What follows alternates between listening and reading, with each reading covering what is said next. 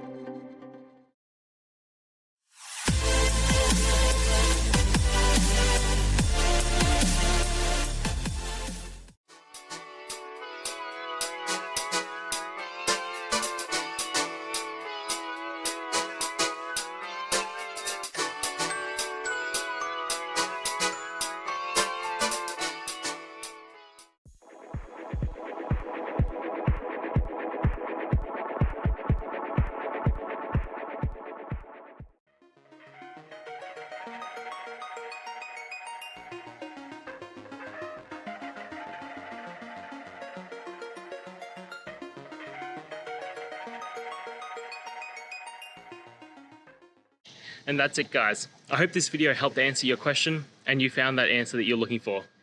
Now, please hit subscribe if it helped. I really appreciate it. And I'll see you next time on another one of these videos. Cheers.